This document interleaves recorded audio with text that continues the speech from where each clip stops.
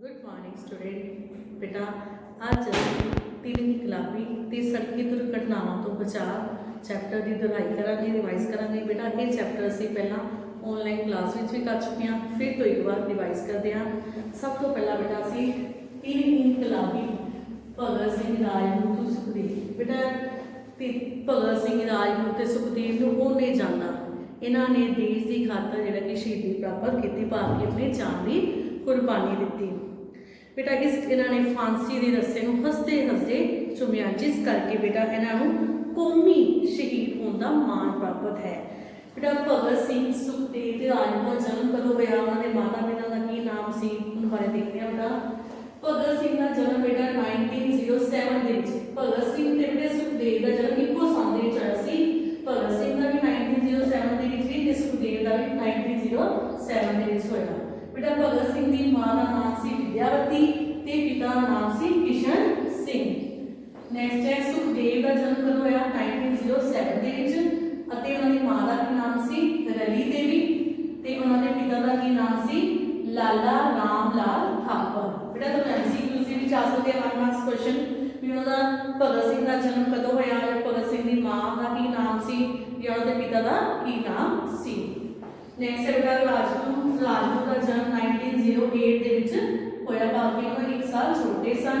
उन्होंने मां का नाम की सी पार्वती बाई ते पिता का नाम सी श्री नारायण हरि राजगुरू। की नाम सी श्री नारायण हरि राजगुरू सी। बेटा उन्होंने पिता का नाम बेटा इन्होंने बेटा इन्होंने जिहड़े कि उन्होंने वड्डियां ने पगड़ी संभाल लाला लाजपत राय ते अजीत सिंह ने, भगत सिंह के चाचा जी का नाम सी अजीत सिंह अते लाला लाजपत राय ने बेटा पगड़ी संभाल लहर चलाई ते इस लहर का मुख ठिकाना लाला चितराम की दुकान सी। बेटा सुखदेव के पिता की मौत जो सुखदेव 3 साल के सन ते इन्हां दा पिता का साया बेटा इन्हां दे सिर तो उठ गया, जिस करके इन्हां दा पालन पोषण इन्हां दे ताया चितराम ने किया। बेटा जो लाला लाजपत राय ते अजीत सिंह ने जी लहर चलाई सी, उस लहर का मुख ठिकाना लाला चितराम की दुकान से।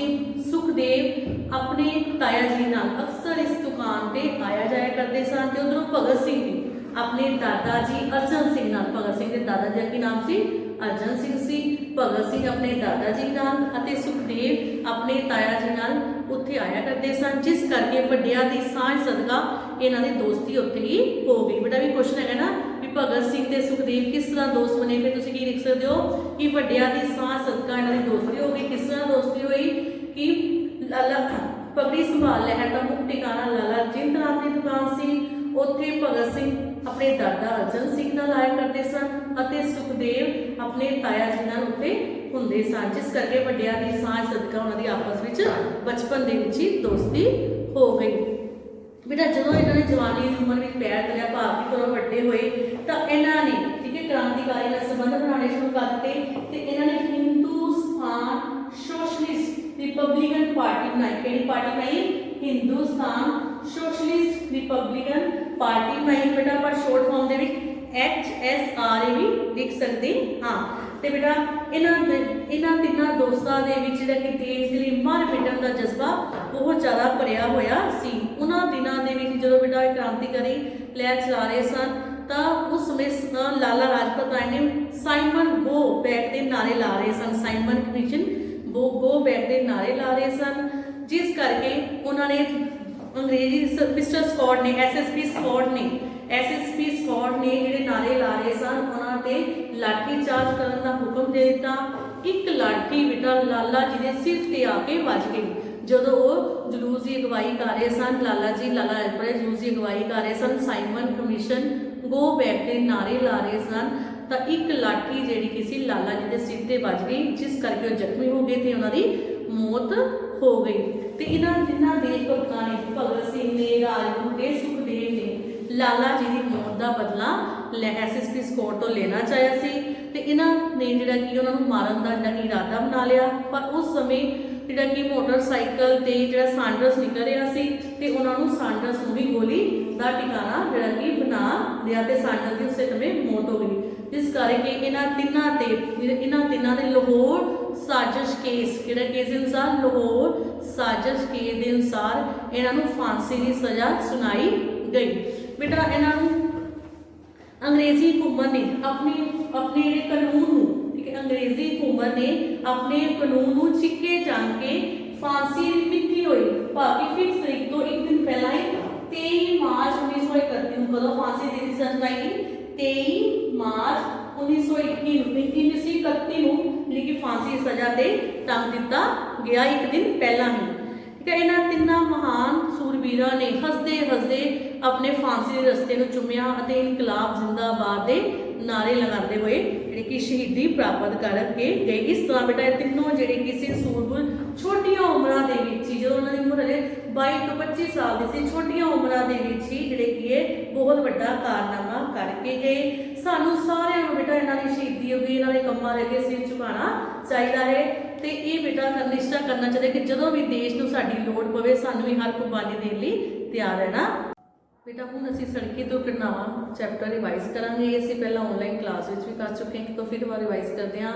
बेटा सड़की दुर्घटनावां होने के बहुत सारे कारण हैं, क्योंकि बेटा आप सड़कों पर बसां कारां गड्डियां किड़ियां के वांग आम चलते हुए देखते हैं। जे किसी ने थोड़ी जी दूरी पर भी जाना हो पैदल सफर ना करके बसां स्कूटर गड्डियां का इस्तेमाल करता है। इस तो अलावा असीं देखते हैं कि छोटे बच्चे जिन्हों की उम्र 10-12 साल भी नहीं है वो भी एक्टिवा के स्कूटर चलाते हैं, वो सड़क के नियमों की पालना नहीं करते, जिस करके वो दुर्घटनावां का शिकार हो जाते हैं। दुर्घटनावां के की कारण हैं, ठीक है, नतीजे की निकलते हैं, तो किहड़ियां सावधानियां की वरतों करके असीं इस तो छुटकारा पा सकते हैं, उस बारे असीं रिवाइज करांगे। बेटा सड़की दुर्घटनावां के कई कारण हैं।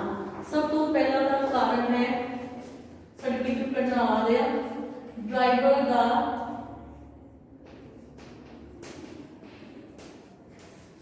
तेज गड्डी चलाना या शराब पी के नशा करके गड्डी चलाना। ठीक है ना, सेकंड पॉइंट ये है नशा करके गड्डी चलाना।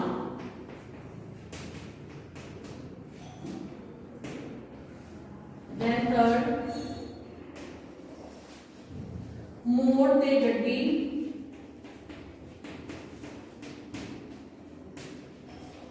होली ना चलाना।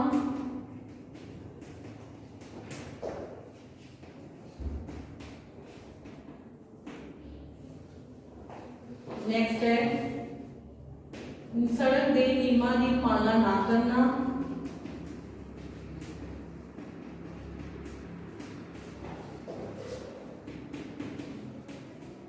बेटा कई बार होंगे जो हरी बत्तियां कई इतनी ज्यादा काली होती है कि वो लाल बत्ती ते जी की है गड्डी की रफ्तार को तेज कर लेते हैं, भजाने की कोशिश करते हैं, जब कि बेटा सानू लाल बत्ती होने ते रुकना चाहिए। बेटा 3 लाइटां तुसीं बनियां होंदियां, एक लाइट बनी होंदी एक हरी बत्ती,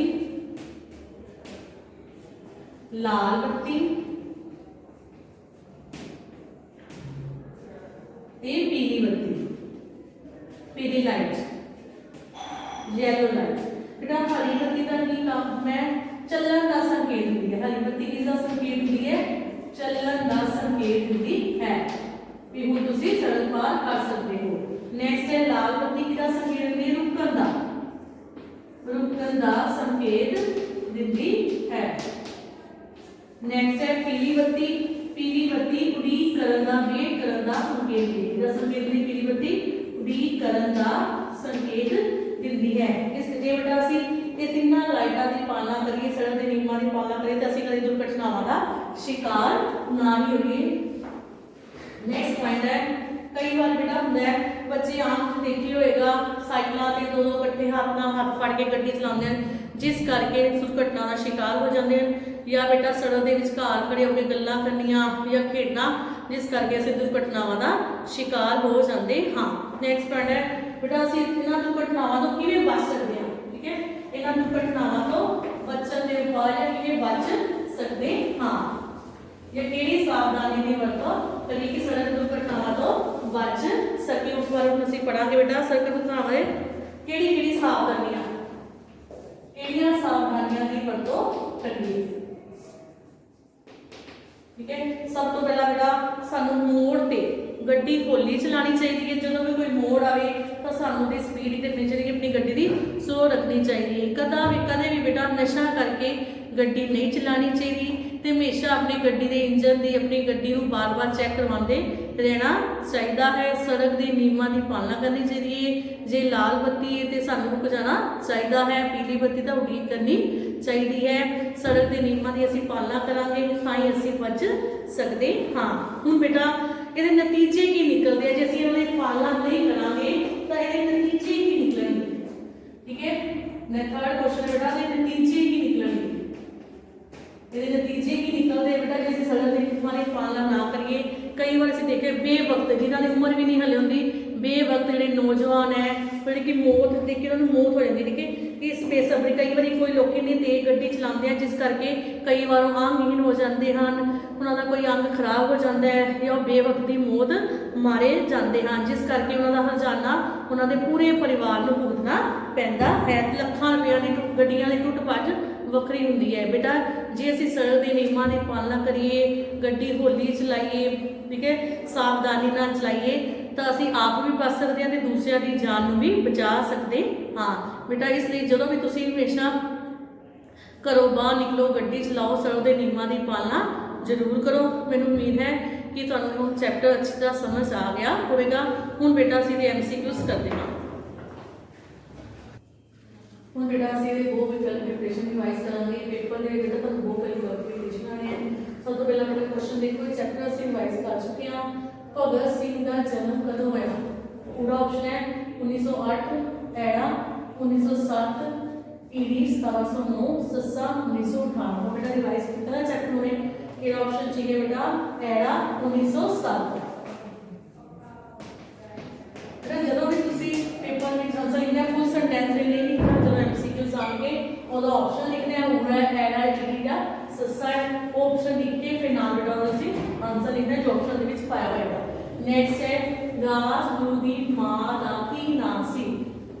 ਪੂਰਾ ਆਪਸ਼ਨ ਰਵੀ ਦੇਵੀ, ਐੜਾ ਵਿਦਿਆਵਤੀ, ਈੜੀ ਪਾਰਵਤੀ ਬਾਈ, ਸੱਸਾ ਭੀਮਾ ਬਾਈ। ਜਿਹੜਾ ਆਪਸ਼ਨ ਠੀਕ ਹੈ ਬੇਟਾ ਈੜੀ, ਪਹਿਲਾਂ ਈੜੀ ਪਾਵਾਂਗੇ ਆਪਸ਼ਨ, ਠੀਕ ਹੈ, ਫਿਰ ਨਵੇਂ ਪਾਰਵਤੀ ਬਾਈ। ਪੇਪਰ ਦੇ ਵਿੱਚ ਬੇਟਾ ਤਾਂ MCQs ਆਉਣਗੇ, ਇਸ ਤਰੀਕੇ ਬੇਟਾ ਤੁਸੀਂ ਕਰਦੇ ਰਹੋ। नेक्स्ट है पगड़ी संभाल लहर किसने चलाई? पूरा ऑप्शन है भगत सिंह, एड़ा राजगुरु, ईडी लाला लाजपत राय, ससा सुखदेव। कितने चलाई से बेटा लहर? ईडी लाला लाजपत राय।